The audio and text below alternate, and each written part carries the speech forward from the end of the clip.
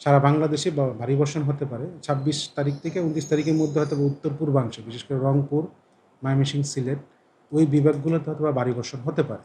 তা পুরা তাপ প্রবাহটা প্রশমিত হতে আরও ২-৩ দিন অপেক্ষা করা লাগতে পারে আমাদের।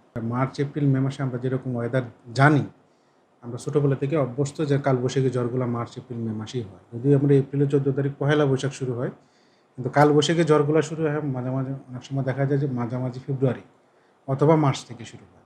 এবং সেটা যে মার্চ, এপ্রিল, মে মাসে শেষ হয়ে যাবে তা কিন্তু না।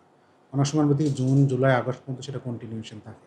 অ্যাভারেজ টাইমটা হলো মার্চ, এপ্রিল, মে। ৩ মাসে আমরা কালবৈশাখী ঝড় পাবো এবং সেই ঝড় থেকে বৃষ্টিপাত হয়। অনেক সময় শিলাবৃষ্টি হয়, ভারী বর্ষণও হতে পারে। তবে দমকা বাতাস, জোরো বাতাসটা থাকতে পারে এবং বজ্রপাতটা হলো কমন। অনেক সময় বজ্রপাত হলেও বৃষ্টিপাত হয় না। বিভিন্ন অনেকগুলো ডিজাস্টার নিয়ে হলো কালবৈশাখী ঝড়টা। কালবৈশাখী ঝড়ে অনেক সময় বাতাস দেখবেন না, কিন্তু বৃষ্টিপাত আছে। অনেক সময় দেখবেন যে বাতাস নাই, প্রচুর পরিমাণে বৃষ্টিপাত হচ্ছে, প্রচুর পরিমাণে বজ্রপাত হচ্ছে। সবগুলোর কম্বিনেশন হলো কালবৈশাখী ঝড়। আর কালবৈশাখী ঝড় নাই মানে আমাদের তাপমাত্রা বাড়তির দিকে থাকবে। মার্চ, এপ্রিল, মে মাস হলো ৩ মাস হলো বাংলাদেশের উষ্ণতম মাস। তার মধ্যে সবচেয়ে উষ্ণতম মাস হলো এপ্রিল মাস। তো এপ্রিল মাসের একটা গরম বেশি থাকবে, তাপপ্রবাহ আসবে, এটা হলো স্বাভাবিক। দাহ মানে দহন, আগুনে পোড়া থেকে যে তাপটা হয় সেটাকে দহন বলি, তাপদাহ। আর তাপপ্রবাহ, শৈত্যপ্রবাহ যেমন বলি, ঠান্ডা যে প্রবাহটাকে শৈত্যপ্রবাহ বলি। আর তাপের কারণে যে তাপমাত্রাটা বাড়ে আমাদের সূর্যের আলোর কারণে, সূর্যের তাপের কারণে, সেটাকে আমরা তাপ প্রবাহ বলি। এটা বাতাসের মাধ্যমে, বাতাসের তাপমাত্রা যেহেতু মারবে, বাতাসের মাধ্যমেই হয়। এখানে কোনো আগুনের সম্পর্ক নেই, সুতরাং তাপ প্রবাহ। আজকের তাপমাত্রাটা ম্যাক্সিমামটা এখনও আসে নাই। ম্যাক্সিমামটা আসবে বিকাল ৩টার পরে, ফাইনাল হবে সন্ধ্যা ৬টা কিংবা ৭টার কাছাকাছি। সুতরাং আমি যেটা তাপ প্রবাহ আলাপ করবো সেটা গতকালকের। গতকালকে আমরা জানি যে রাজশাহী বিভাগের তাপমাত্রা আসলে ৪০ ডিগ্রি তাপমাত্রা, যেটা আমরা তীব্র তাপ প্রবাহ বলি। আর ৪০-এর নিচে ছিল রাজশাহীর অন্যান্য অংশ, খুলনা ডিভিশন এবং ঢাকা সহ আরও কয়েকটা অঞ্চল, কয়েকটা জেলায় সেটা তাপপ্রবাহ বয়ে যাচ্ছে মৃদু থেকে মাঝারি। আর এই তাপপ্রবাহটা যে কয়েকটা জেলার উপরে আছে এবং বিভাগের উপরে আছে, সেটা আজকেও অব্যাহত থাকতে পারে।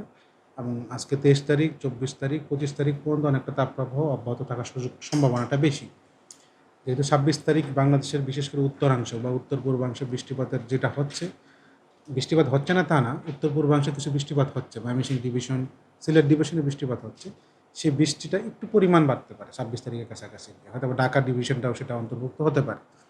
তখন তাপপ্রবাহ কিছু অঞ্চল থেকে প্রবাহিত যেটা তাপপ্রবাহটা আছে সেটা প্রশমিত হতে পারে।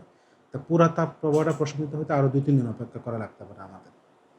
বিশেষ করে ২৯ তারিখের কাছাকাছি গিয়ে আমাদের যে বৃষ্টিপাতের প্রবণতাটা দেখতে পাচ্ছি, সেটা সারা বাংলাদেশ কভার করতে পারে। আর সারা বাংলাদেশে যখন একযোগে মোটামুটি ভালো পরিমাণ বৃষ্টিপাত হবে, তখন আশা করা যায় যে তাপপ্রবাহটা টোটালি প্রশমিত হতে পারে।